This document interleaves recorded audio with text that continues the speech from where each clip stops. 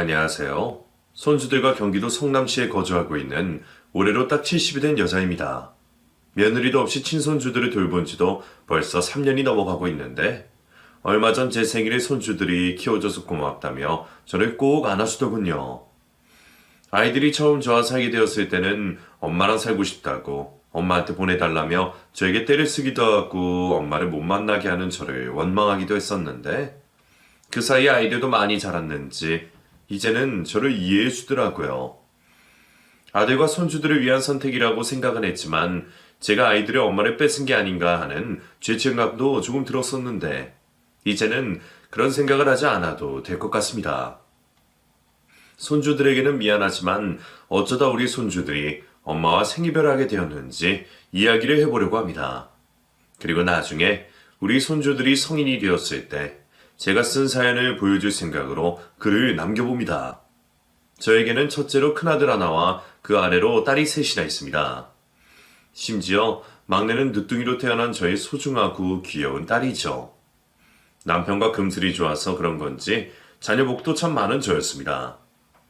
그리고 저는 공무원이었고 남편은 고급 한정식을 운영하고 있어서 내 아이를 먹여 살리는데 큰 문제는 없었습니다. 엄마, 나 임용고시 한 번에 합격하면 내가 갖고 싶다는 차 사주기로 약속한 거 잊지 않았지?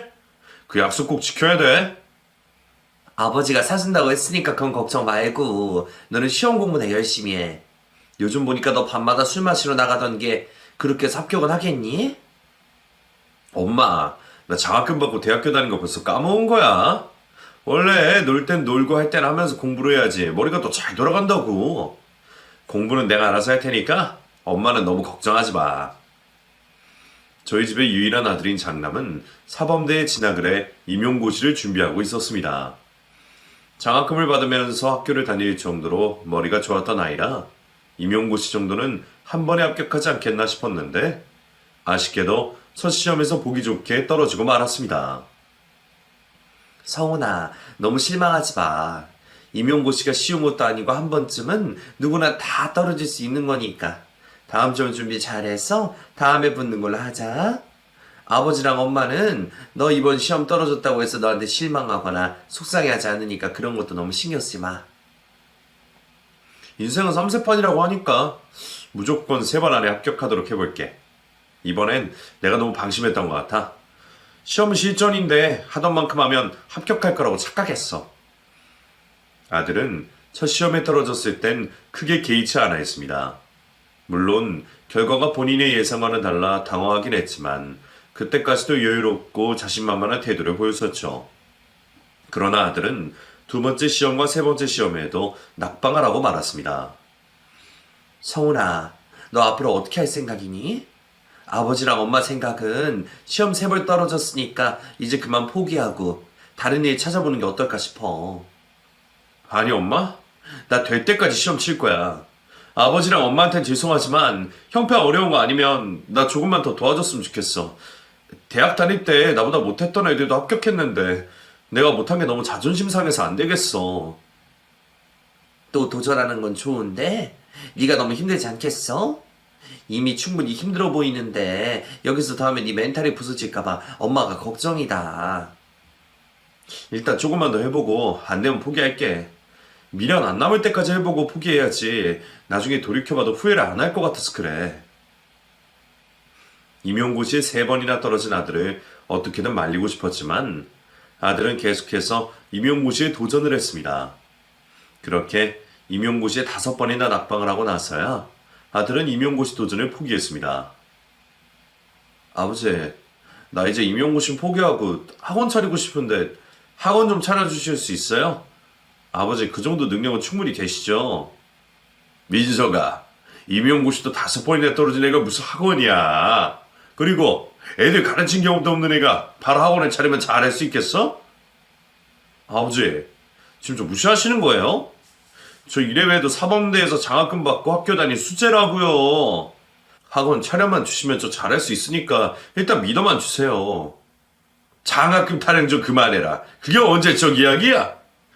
일단 다른 학원 취직해서 경력 쌓고 노하우 생기면 그때 차리는 걸로 하자. 지금까지 너 하고 싶은 대로 살았으니 이번만큼은 아버지 말 믿고 따르도록 해라. 아들은 개인 학원을 차려달라고 징징댔지만 평생 아들이 해달라는 대로 다 해주던 남편이 그때만큼은 절대 안 된다고 아들을 돌려보냈습니다. 아들은 그 후로도 몇 번이나 때를 쓰기는 했지만 완강한 남편의 태도에 아들은 결국 동네에 있는 가장 큰 학원에 취업을 하게 되었습니다. 아버지, 나 일자리 구했어요. 저 여기서 딱 1년만 일할 거니까 1년 뒤에 제 이름으로 내 학원 차려주세요. 아시겠죠? 1년 같은 소리 안 해. 나는 1년 뒤에 네 학원 차려줄 생각 없으니까 일단 다닐 수 있을 때까지 다니도록 해라. 아버지, 저한테 학원 차려주겠다고 하신 말씀은 그럼 거짓말이었어요? 어떻게 남자가 한 입으로 두 말 할 수가 있어요? 아버지 그런 사람 아니시잖아요. 너 장가 가면 그때 학원 차려줄 테니까 일단은 열심히 일하면서 너만의 특별한 노하우를 만들도록 해라. 그리고 인서가 1년이 얼마나 짧은 시간인데 1년만 다니겠다고 그러느냐? 아들은 처음에 울며 겨자 먹기로 출근을 했는데 어느 날부턴가는 학원 차려달라는 말도 안 하고 밝은 모습으로 열심히 학원에 다니기 시작했습니다. 아들이 학원 일이 적성에 맞아서 그런 줄 알았는데 아들이 학원에 열심히 출근하는 데는 다른 이유가 있었습니다. 성훈이 너 학원 일이 적성에 맞고 재밌니? 출근할 때마다 신나 보이는 게 애들 가르치는 일이 할만한가 봐. 애들이 잘 따라와? 그게 아니라 엄마, 나 사실 같은 학원에 일하는 선생님이랑 연애 시작했어. 그래서 아침마다 일하러 나가는 거라고 생각 안 하고 여자친구 보러 가는 거라고 생각하니까 출근하는 게 재밌더라고. 잘 됐지? 같은 학원 강사랑 연애를 시작했다고? 뭐 나쁘진 않긴 한데 어떤 사람이야? 언제 한번 아버지 식당에 데리고 와서 같이 밥 한 끼 먹자. 내 여자친구 우리 학원 원장님 딸이야. 처음에 원장님 딸인 거 모르고 만났는데 연애 시작하고 나서 나한테 자기 아버지가 우리 학원 원장이라고 고백을 하더라고. 나 진짜 운도 좋아, 그치? 학원 원장 딸과 연애를 시작했다는 아들의 말에 저도 내심 기대를 했습니다. 그 집에는 딸밖에 없다고 하니 학원을 사이에게 물려주지 않겠냐며 김칫국을 한 사발 들이마셨죠. 그런데 며느리 집에 대한 이상한 소문이 돌기 시작했습니다. 성훈이 엄마, 성훈이 학원 원장 딸이랑 사귄다고 그랬지? 내가 그 집에 대해서 들은 소문이 있는데 그 집 그렇게 잘 사는 집도 아니라더라. 그게 무슨 소리야? 그 원장 그 자리에서 학원 엄청 오래 하지 않았어? 그 정도면 돈 꽤나 벌었을 텐데 돈이 없다니. 그 집 엄마가 다단계에 빠져서 그동안 모아뒀던 돈 다 날리고 원장은 또 다른 사업 해보겠다고 손에 댔는지 이 빚밖에 없다고 하더라고. 지금 살고 있는 집도 월세에다가 학원만 겨우 건진 거라던데 지금 그것도 아슬아슬하다더라. 그게 사실이면 우리 성훈이 보고 당장 헤어지라고 해야겠다. 괜히 그 집이랑 사돈 맺었다가 우리한테 신세 지려고 하면 어떡해. 남들이 들으면 저를 욕할 수도 있겠지만 저도 인간이고 부모인지라 저희 아들을 지옥 구덩이로 집어넣기 싫었습니다. 저와 남편이 우리 네 아이들 돈 걱정 없이 여유롭게 키워놨는데 괜히 빚밖에 없는 처가에 장가를 보냈다가 그 돈을 우리 아들이 갚으며 고생을 해야 된다 생각하니 쳐다도 보기 싫더라고요. 그뿐만이 아니었습니다. 제가 아들의 결혼을 반대해야 할 더 충격적인 다른 이유가 하나 더 있었습니다. 성훈이 엄마, 그게 끝이 아니야. 성훈이가 만나는 그 애 소문이 엄청 더럽더라고. 이걸 성훈이 엄마한테 말할까 말까 하다가 내가 성훈이 엄마를 친하니까 말해주는 거야. 소문이 더럽다니. 그 집은 어떻게 제대로 된 사람이 하나도 없어? 우리 성훈이는 왜 또 그런 애를 만난대? 놀라지 말고 들어. 성훈이가 만나는 그 원장 딸 임용고시 합격해서 고등학교 선생님으로 들어갔을 때, 근데 들어가자마자 유부남 선생이랑 바람이 났어. 학부모들한테 돌 맞고 그만뒀다지 뭐야. 그 여자 때문에 한동안 그 동네 난리도 아니었대. 그게 사실이야? 헛소문이거나 그런 거 아니지? 막 부풀려지거나 지어낸 이야기 아닌 거 확실하지? 내 동생 아들이 그 학교 다녔었는데 우리 조카 담임이 그 바람난 유부남 선생이었다니까? 학기 중간에 담임 바뀌어서 얼마나 난리였는데. 다른 건 몰라도 이건 진짜 확실해. 며느리가 유부남 선생과의 불륜으로 학교를 그만두게 됐다는 소문을 들은 저는 아들에게 당장 며느리와 헤어지라고 말했습니다. 자식이 인생의 웬만해서는 관여하지 말자는 게 남편과 저의 철칙이었지만 부모로서 이 사실을 알고도 가만히 있을 수가 없었습니다. 성훈이 너, 네가 만난다는 여자친구 임용고시 합격해서 고등학교 선생까지 했다가 그만뒀다고 하던데 사실이니? 엄마 그걸 어떻게 알았어? 아줌마들이 그래? 역시 아줌마들 입은 진짜 빠르다니까. 너 걔가 학교 왜 그만두고 자기 아빠 학원에서 일하고 있는지도 알고 있어? 너 설마 이유 알고도 걔 만나는 거 아니지? 이유는 자세히 모르는데 사정이 있겠거니 하고 안 들어왔어. 엄마는 남자친구면 나도 모르는 그 이유가 뭔지 엄마는 알아? 걔 들어가자마자 유부남 선생이랑 바람나서 쫓겨났대. 지훈이 엄마 조카가 그 선생만 학생이어서 확실한 정보야. 엄마는 너 그런 애랑 만나는 거 진짜 싫으니까 제발 헤어져. 당장 걔랑 헤어지고 그 학원 그만두고 다른 데로 옮겨. 저의 말에 아들은 흠칫하긴 했지만 크게 놀란다거나 충격을 받은 눈치는 아니었습니다. 아들은 자기가 믿고 싶은 대로 믿을 생각인 듯 했죠. 그런 이유 때문은 아닐 거야. 내가 아는 진주는 정말 도덕적이고 괜찮은 사람이라 아마 그 소문은 부풀려지거나 헛소문일 확률이 높아. 그리고 그게 사실이라고 해도 나는 신경 안 써. 과거는 과거일 뿐이고 지금만 괜찮으면 되는 거 아니야? 과거는 과거일 뿐이라니. 너도 제정신이 아니었을 게 그렇게 만나는구나. 바람도 습도 아니고 병이라는 말 못 들어봤어? 걔 너랑 만나면서도 뒤에서 헛짓거리 하고 있을지도 모르니까 싹부터 잘라내. 더 정들기 전에 헤어지란 말이야. 살면서 자식들 때문에 속상한 적이 단 한 번도 없었는데 아들이 며느리를 만나고부터 제 속은 바람잘 날이 없었습니다. 남편은 그런 저를 보면서 이렇게 말했습니다. 성훈이가 알아서 하게 그냥 내버려둬. 성훈이가 현명하고 지혜로운 사람이면 자기 알아서 천천히 잘하겠지. 성인이 돼서 다 큰 아들 걱정을 왜 이렇게 하는 거예요? 나는 성훈이 저렇게 키운 적이 없는데 애가 저러니까 속이 상하는 게 당연하지. 당신은 왜 이렇게 태어내? 당신은 저런 며느리 들어도 괜찮은 거야? 나는 성훈이 믿고 있고 성훈이의 선택을 존중할 생각이야. 그러니까 당신은 성훈이 말릴 생각하지 말고 일찌감치 포기해. 결국 아들은 며느리와 결혼을 하겠다며 집으로 며느리를 데리고 왔는데 저는 두 사람의 이야기를 듣지도 않고 바로 이 결혼은 반대한다고 말했습니다. 더 들을 것도 없고 나는 이 결혼 반대하니까 그렇게도 알아둬라.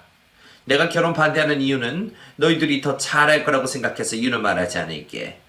그리고 오늘은 이만하고 돌아가 줬으면 한다. 엄마, 그래도 인사드리려고 여기까지 찾아왔는데 잠깐이라도 대화는 나눠봐야지. 엄마도 진주가 어떤 사람인지 알려면 대화는 나눠봐야 되지 않겠어? 애초부터 알고 싶지 않은 사람인데 내가 왜 대화를 나눠야 되니? 내 입에서 더 못된 소리 나오기 전에 당장 데리고 나가. 나 정말 너희 둘 다 꼴보기 싫단 말이야. 내 새끼 귀한 줄 알면 남의 새끼 귀한 줄도 알아야 된다지만 솔직히 그때 저에겐 남의 새끼보다는 제 새끼가 더 중요했습니다. 제가 그렇게 모진 말로 아들과 며느리를 쫓아내고 나니 남편이 저를 달래듯 말했습니다. 당신 아무리 성훈이가 데려온 며느리가 마음에 안 든다고 해도 애들한테 상처 주면서까지 내쫓으면 어떡해? 당신 이런 사람 아니잖아. 나도 내가 이런 사람 아닌 줄 알았는데 나 이런 사람 맞는 것 같아. 나는 어떻게든 성훈이 결혼 반대할 거니까 당신은 성훈이 편 들지 말고 내 편 들어. 당신이 애들 결혼 왜 반대하는지 100번 이해하지만 우리 그냥 성훈이 결혼 허락해주는 걸로 하자. 성훈이도 자기가 좋다는 사람이랑 결혼해야지 당신이랑 나처럼 금슬 좋게 오랫동안 살지 않겠어? 괜히 우리 때문에 이 결혼 엎어지게 되면 성훈이 평생 우리 원망할지도 모르는데 당신 평생 그 원망 듣고 살 수 있겠냐고. 남편이 제 편을 들지 않는 것에 대해 서운하기도 하고 화도 났었는데 마침 옆에 서 있던 딸들이 제 편을 들어주었습니다. 정말 아들 낳아봐야 소용없고 딸이 최고라는 말을 그때 뼈저리게 느꼈습니다. 아빠, 오빠가 지금 저 여자랑 헤어지면 평생 엄마한테 고맙다고 하고 살면서 살았지. 엄마하고 살질 않을 것 같은데? 내가 관상에 대해서 잘 모르지만 저 여자 관상만 봐도 진짜 별로야. 언니 말이 맞아. 인상도 그렇고 느낌도 그렇고 나도 별로인 것 같아. 오빠는 엄마랑 아빠 그렇게 귀하게 키웠는데 왜 이렇게 보는 눈이 없대? 여자에 홀리면 답도 없다는 게 이럴 때 하는 말인가 봐. 아빠는 더 이상 오빠 편 들지 말고 아빠도 적극적으로 나서서 반대하라고. 내가 볼 땐 오빠랑 저 여자 아빠 말대로 금슬 좋게 살 것 같지도 않아. 딸들과 제가 결사 반대를 하고 나섰지만 우리 집의 가장이자 가장 큰 결정권을 가지고 있는 남편을 등에 업은 아들은 결국 며느리와의 결혼을 강행했습니다. 그때 되니 저는 며느리뿐만 아니라 아들에게도 정이 떨어져서 너 하고 싶은 대로 하라고 두 손을 놓고 있었는데 남편이 저와 상의도 없이 아들의 신혼집을 장만해 주었습니다. 애들 둘 다 모아둔 돈이 없어서 자기들이 집 가면 대출로 얻어야 되는 건데 빚 얻고 시작하는 것보다 이게 더 나을 것 같아서 해주는 거니까 당신 너무 탐탁지 않게 생각하지 마. 내가 며느리 좋으라고 해준 게 아니라 우리 성훈이 편하게 살라고 해준 거잖아. 그래도 나는 싫어. 자기가 선택한 결혼 지가 책임져야지. 내가 장담하는 게 쟤네들 한 번 해주기 시작하면 우리한테 도움 받는 게 당연한 줄 알고 또 달라고 할 게 분명해. 아들과 며느리는 정말로 결혼하자마자 저에게 쫓아와 당당하게 1억만 빌려달라고 요구했습니다. 1억이 누구 집 개 이름이니? 너희한테는 1억도 없으면서 어쩜 그렇게 아무렇지 않게 1억만 빌려달라고 그래? 너희는 아버지랑 내가 100억은 가지고 있는 줄 알고 그래? 어머님, 1억만 빌려달라고 한 건 정말 죄송한데요. 저희가 정말 너무 급해서 그런 거예요. 어머님한테도 1억 큰 돈인 거 아는데 저 한 번만 도와주시면 안 될까요? 너 또 무슨 일이 저질렀길래 결혼하자마자 나한테 와서 1억을 빌려달라는 거니?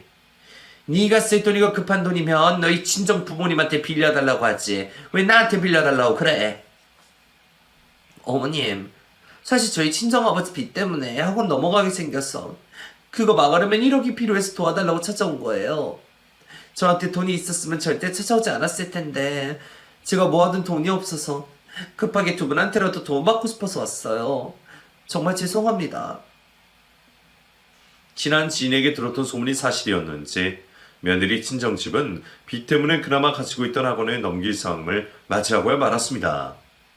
며느리도 마음에 안 들고 그런 사돈도 마음에 안 들어서 마음 같아서는 모른 척하고 싶었지만 돈을 빌려줄 만한 충분한 능력이 있음에도 불구하고 빌려주지 않으면 괜한 원망만 살 것 같아 일단 빌려주기로 했습니다.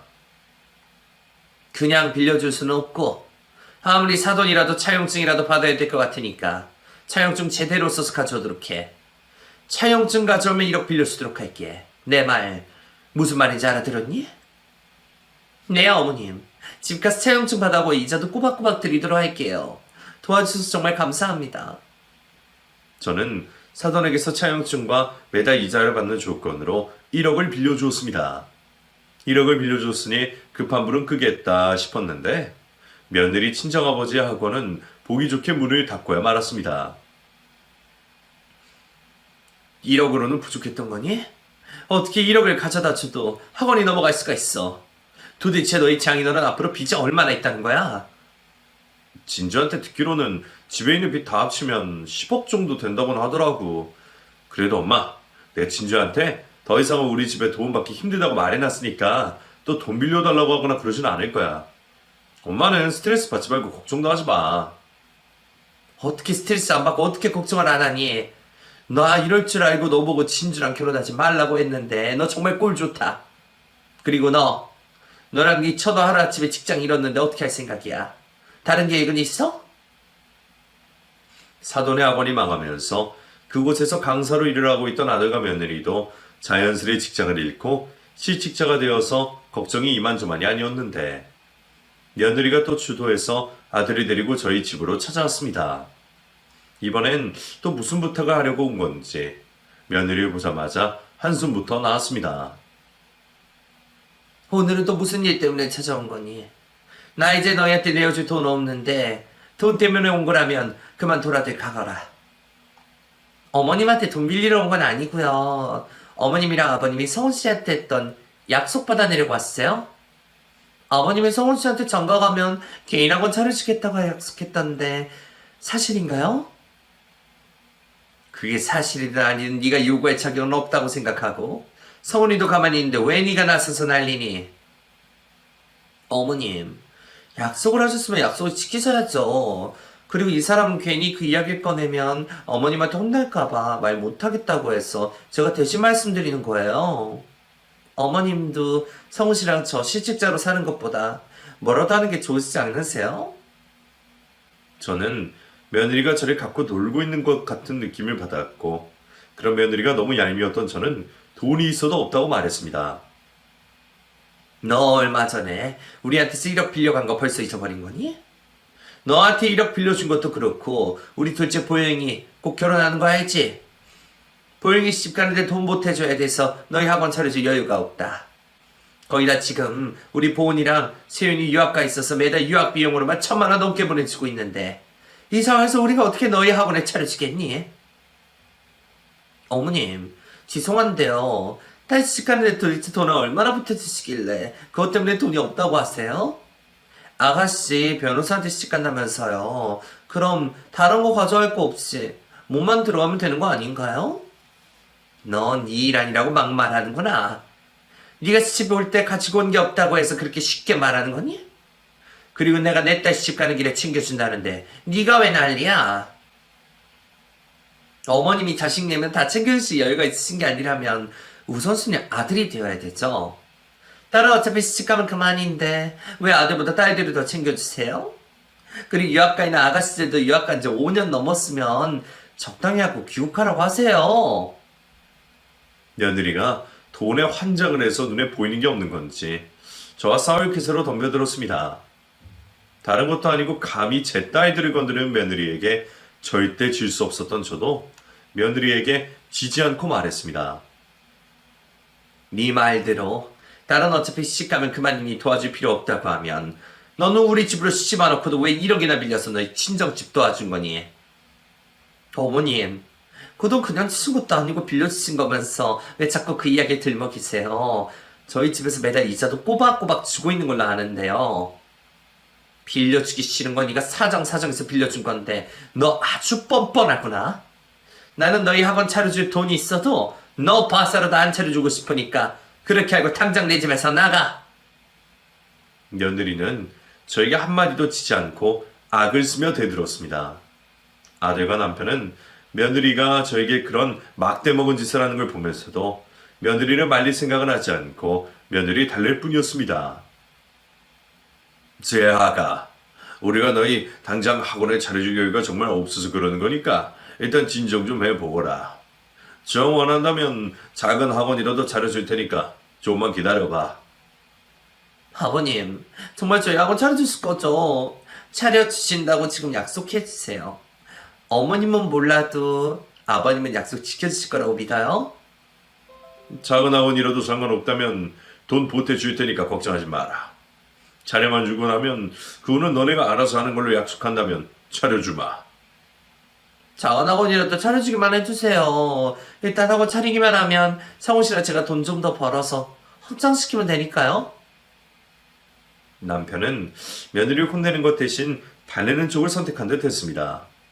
그리고 남편은 아들과 며느리가 둘이서 운영할 수 있는 아주 작은 학원을 하나 차려주었는데 학원 개업날 며느리가 저희 남편 앞에다 대고 학원이 작다며 불만 불평을 늘어놓았습니다.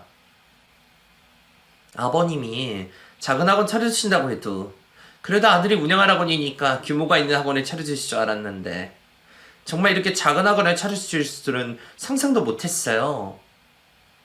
작게 시작해서 너네가 크게 만들어가면 된다고 생각을 했다. 그리고 내가 지금 여유 자금이 없어서 이렇게밖에 못해준 거니 너무 서운하게 생각하지 마라. 이런 코딱지만한 학원에서 뭘 해보려고 해도 안 될 것 같아서 그래요. 돈이 없으셨으면 비즈니스라도 좀 크게 해주시지 그러셨어요. 그 돈은 저희가 돈 벌어서 갚으면 되는데요. 며느리의 말에 남편도 말문이 턱 하고 막혔는지 기분 나쁜 티를 내며 그곳에서 빠져나왔습니다. 당신 마음 써서 차려주고도 며느리한테 욕 얻어먹은 기분이 어때? 당신이 이럴 줄 모르고 차려줬지. 서운히 봐서 차려준 건데 다음부터는 절대 걔네들 도와주지 말아야겠다. 세아기는 애가 어쩜 저렇게 못돼 처먹나 모르겠네. 당신 말 듣고 어떻게든 이 결혼 반대해서 했는데 나도 벌써부터 앞으로가 겁이 난다. 남편도 며느리에게 크게 질렸는지 앞으로 2번 다시는 아들 내외를 도와주지 않겠다고 저와 약속을 했습니다. 아들과 며느리에게 학원을 차려준 지 얼마 지나지 않았을 때 며느리 임신 소식을 들었는데 저는 전혀 기쁘지 않았습니다. 며느리가 또 임신 핑계로 어떻게 나올지가 두려웠었거든요. 성훈이 너 학원은 잘 돌아가고 있니? 학원생들은 좀 늘었어? 등록하고 싶다는 학생들이 늘기는 하는데 나 혼자 할 수가 없어서 다 못 받고 있는 중이야. 다른 강사 한 명 더 구하든가 해야 될 것 같아. 너 혼자 하고 있다니? 진주는 뭐 하는데? 진주는 학원 안 나가고 있어? 진주는 임신한 거 알자마자 학원 안 나와서 나 혼자 한 지 오래됐어. 엄마, 이걸로 또 진주한테 뭐라고 하거나 그러지 마. 임신했으니 집에서 쉬는 건 당연한 거잖아. 며느리가 임신 때문에 학원에 나가지 않고 아들 혼자 학원을 운영했는데 아들에게 운영 능력이 없는 건지 아니면 아들이 게으른 건지 그 코딱지만한 학원도 제대로 운영하지 못했습니다. 결국 아들은 아이를 둘이나 낳을 때까지 저희에게 매달 용돈을 받아다 썼는데 어느 날 학원을 확장한다며 3층짜리 건물 한 채를 통째로 임대를 했습니다. 성훈이 너 무슨 돈으로 건물을 통째로 빌린 거니? 아버지가 너 또 사고 친 걸까봐 걱정이 이만저만 아니야. 엄마, 나 사실 아버지가 사준 우리 집 담보로 대출받아서 학원 확장했어. 원래 하던 학원으로는 돈 벌려고 해도 안 벌릴 것 같고 이렇게 크게 지어놓으면 학생들 더울 것 같아서 일단 저질러 봤어. 너는 그 코딱지만한 학원도 제대로 운영 못했으면서 무슨 자신감으로 건물을 통째로 빌린 거야. 너 정말 어떡하려고 그래? 엄마, 내가 능력이 없어서 학원을 제대로 운영을 못한 게 아니라 학원 자리도 별로고 작아서 그런 거라니까? 애들 엄마랑 내가 제대로 하면 빚 금방 갚을 거니까 걱정하지 마. 기껏 잘 살아보라고 사준 신혼집을 담보로 대출을 받아 겁도 없이 무리하게 학원을 확장한 아들 때문에 속이 터져나갈 것만 같은데 남편은 그런 아들을 그냥 내버려 두라고 했습니다. 성훈이한테 벌써 애가 둘이나 있어. 지 일은 자기가 알아서 할 거니까 당신은 이제 성훈이 일을 그만 참견해. 잘 되든 망하든 자기가 알아서 할 일이야. 당신 성훈이 저 학원 망해도 수습해줄 생각하지 마. 성훈이 쟤는 호닥에게 당해봐야 정신을 차려. 성훈이나 지처나 둘 다 어리석은 것들끼리 붙어있으니까 저 모양이라 호되게 당해도 정신 차리기 힘들 거야. 그리고 나는 앞으로 성훈이한테 기대도 안 하고 도움도 안 줄 거니까 당신은 걱정하지 마. 그때 아들은 남편과 저에게 거의 내놓은 자식이나 다름없었습니다. 그래서 아들이 뭐라든 너 알아서 하라고 하고 신경을 껐는데 아들은 빚을 내서 학원을 차린 지 3년 만에 문을 닫았고 며느리와 손주들을 데리고 저희 집으로 들어왔습니다. 엄마, 우리가 갈 곳이 없어서 그러는데 집 구할 때까지만 아버지 집에서 신세 좀 짓게 해. 어린애도 둘이나 있는데 설마 우리 내쫓을 건 아니지? 어머님, 저 여기 있는 동안 정말 조용히 살게요. 집안 살림도 저희가 하고 일 구하기 전까지 아버님 식당에도 도울 테니까 잠깐만 저희 좀 봐주세요. 아들이랑 며느리만 있었으면 당장이라도 쫓아냈겠지만 어린 손주들을 보니 차마 그럴 수가 없어 저희 집 방 2칸을 아들에게 내어줬습니다. 불행은 한 번에 찾아온다고 아들이 저희 집에 들어오고 나서 남편은 가난 판정을 받게 되었습니다. 서훈아, 아버지가 몸이 안 좋으셔서 앞으로 식당 일을 못할 것 같다. 식당은 네가 좀 해야 될 것 같은데 할 수 있겠니? 식당에 10년 넘게 일한 매니저님도 계셔서 그렇게 힘들진 않을 거야. 어머님, 걱정하지 마세요. 이 사람이랑 제가 같이 하면 되니까 어머님은 식당 걱정 말고 아버님 간병이만 신경 쓰세요. 남편이 운영하던 고급 한정식 식당을 아들과 며느리에게 맡겨야 되는 게 찝찝하긴 했지만 다른 선택지도 없고 백수로 지내는 아들이 하는 게 나을 것 같아 아들에게 맡기긴 했습니다. 그런데 아들과 며느리가 남편의 식당을 맡으면서부터 식당 직원들에게 믿기 힘든 제보가 들어왔습니다. 사모님, 말씀드리지 않으려다가 사모님도 아셔야 될 것 같아서 말씀드리는 건데요. 작은 사모님이 있잖아요. 작은 사모님이 저희 식당 매출을 따로 챙기시는 것 같으시더라고요. 처음에는 의심만 하다가 저희 직원들이 물증을 찾아서 말씀드리는 겁니다.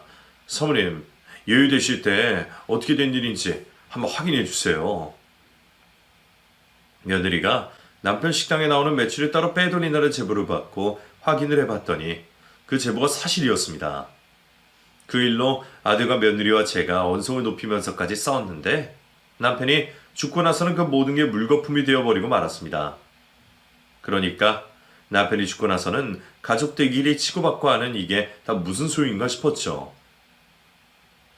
어머님, 제가 정말 잘못했어요. 저는 제가 일한 만큼 챙겨도 된다고 생각해서 그런 거지. 절대로 그 돈을 어떻게 해보려고 했던 게 아니었어요. 이제 그 이야기는 그만해도 된다. 진주 너도 반성을 하고 있는 것 같으니까 앞으로 그러지 않겠다고 약속해주면 지금까지 있었던 일을 다 엎어두마. 어머님, 앞으로 절대 그런 일 없을 거예요. 용서해 주셔서 정말 감사합니다. 제가 평생 어머님한테 효도하고 살게요.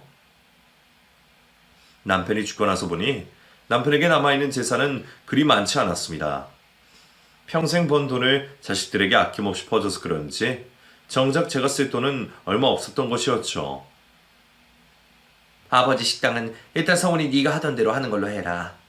너한테 넘겨주지 말지는 너 하는 거 봐서 정할 테니까 게으르게 할 생각하지 말고 정신 차리고 똑바로 해. 이제 너 도와줄 아버지 세상에 없다는 걸 잊지 말고. 엄마, 아버지 현금 자산은 어떻게 하기로 했어? 아버지가 유언장 써둔 걸로 아는데 우리 좀 나눠주신대? 아버지 연금은 다 나한테 상속해서 너희한테 나눠줄 거 없어. 지금 있는 걸로 엄마 노후 자금으로 쓸 생각이니까 너희는 너희 내 걱정하지 말고 너희 먹고 살 걱정이나 해. 아들과 며느리는 식당 말고 받을 수 있는 유산이 없는 것에 대해 아쉬워했지만 저도 먹고 살아야 했기에 아들에게 식당 이상의 것을 줄 수는 없었습니다. 그런데 그때 저에게 뜻밖의 선물이 하나 더 생겼습니다. 고모, 아버지가 돌아가시면서 성남에 있는 할아버지 땅 고모 목소리 남겨주셨더라고요. 그 땅무스 전달해드리러 갔어요. 오빠가 내 몫을 남겨뒀다고?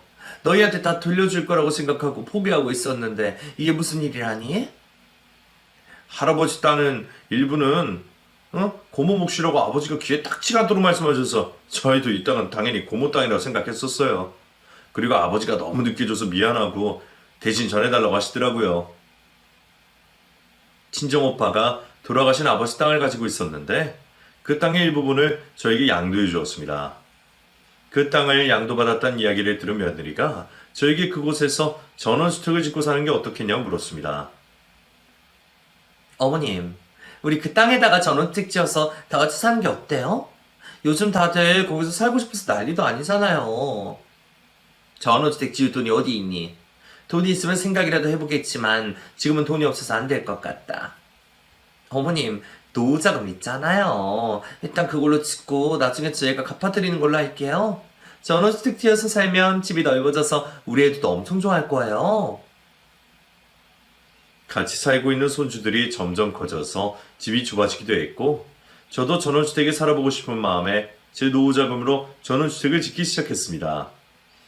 전원주택을 짓기 시작하면서 며느리가 왔다 갔다 할 차가 필요하대서 차까지 사주었고 그렇게 1년 뒤 아들네와 제가 살 집이 완공이 되었습니다.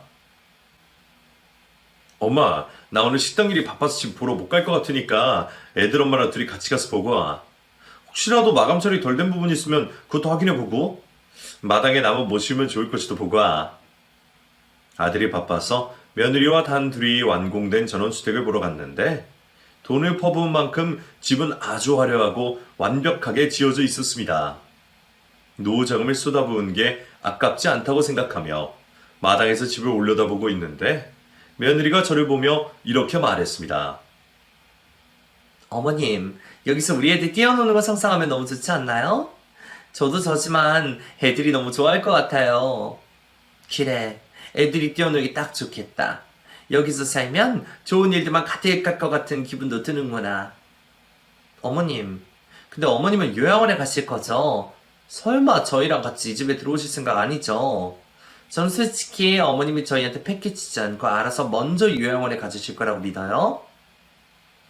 너 지금 그게 무슨 소리니? 내가 내 집을 두고 왜 요양원에 들어가? 너 이 집이 네 집이라고 착각을 하는 모양인데 이 집 네 집도 서원이 집도 아니고 내 집이야. 어머님, 아프시기 전에 요양원에 미리 들어가셔서 자식들 짐은 덜어주셔야죠. 여기서 살다가 어머님 아프시면 저랑 애들 아빠만 고생하는 거잖아요. 그리고 어머님 아프시면 저희만 고생하겠어요? 우리 애들도 고생할 게 뻔해요. 화가 나서 온몸이 떨렸지만 며느리가 저에게 해코지라도 할까 두렵기도 했습니다. 아직 이사 오려면 시간 조금 남았으니까 그동안 어머님이 고민 좀 해보세요. 저는 어머님이 현명하신 선택을 해주실 거라고 믿어요. 왜냐하면 어머님은 지혜로우신 분이시니까요.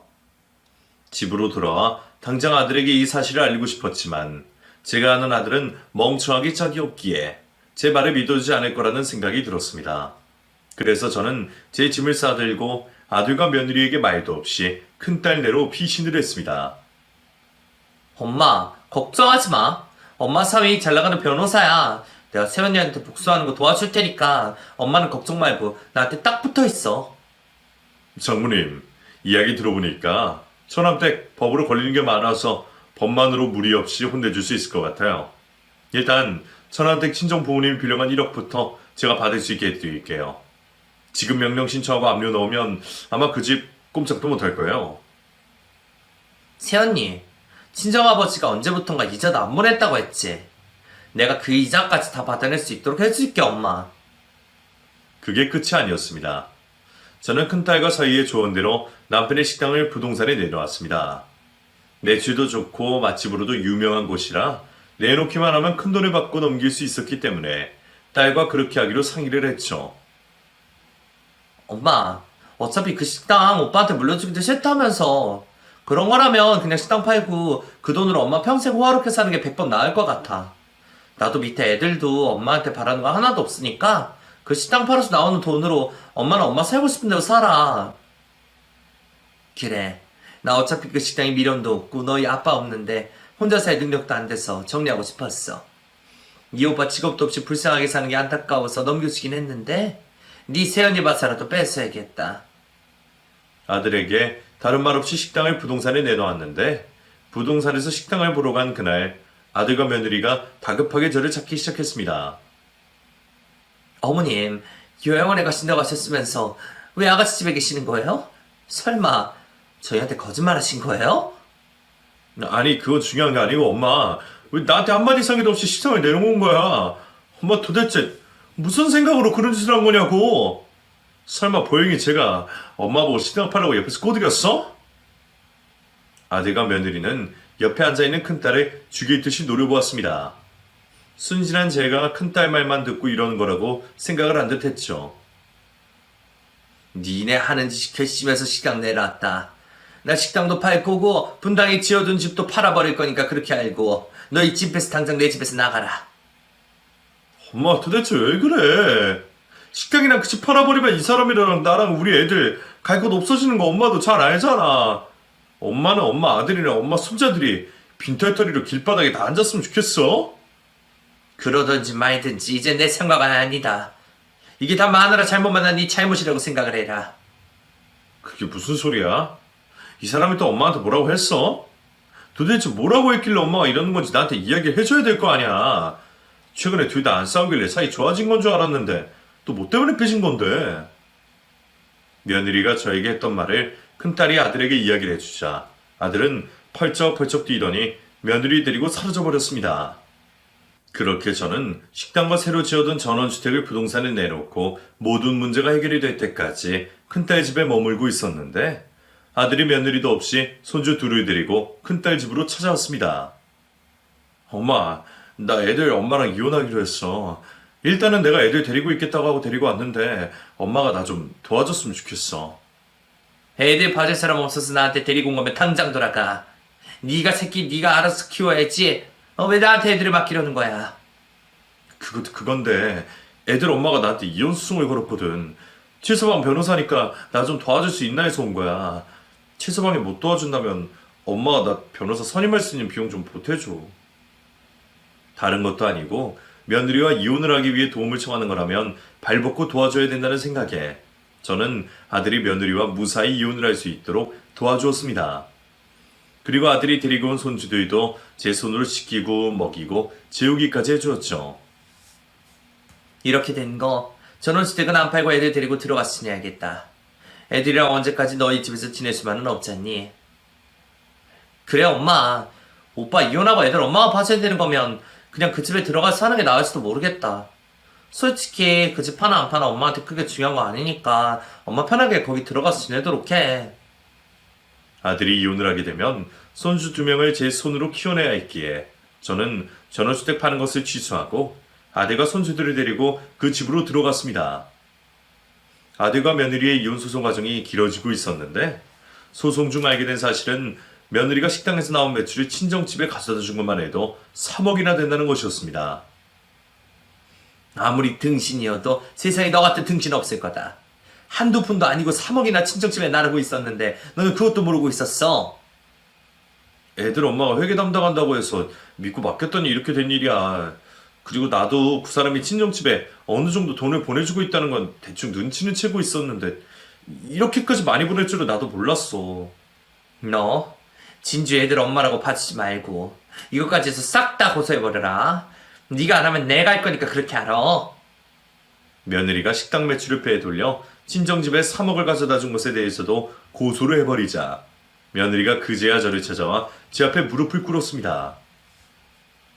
어머님, 전에 저희 아버지가 빌렸던 1억에 이자까지 해서 가져왔어요. 제가 이 돈 갚을 테니까 고소한 거 취해주시면 안 될까요? 제가 이렇게 빌게요. 너 온 김에 내가 사준 차 기도 내놓고 가라. 그리고 너는 네가 잘못해놓고 어떻게 네가 먼저 이혼 소송을 걸 수가 있니? 너는 당연히 네가 이길 거라고 생각했어? 애들을 제가 데리고 가고 싶어서 그랬던 거예요. 정말 애들 때문에 그런 거니까 어머님, 이번 한 번만 어머님이 좀 봐주시면 안 될까요? 저 힘들게 1억까지 구해서 왔는데 이걸 봐서라도 용서해주세요. 네가 자초한 일이니까 봐달라는 소리 좀 그만해라. 그리고 애들은 내가 잘 키워줄 테니 애들 네가 키우려는 욕심 부리지도 말아.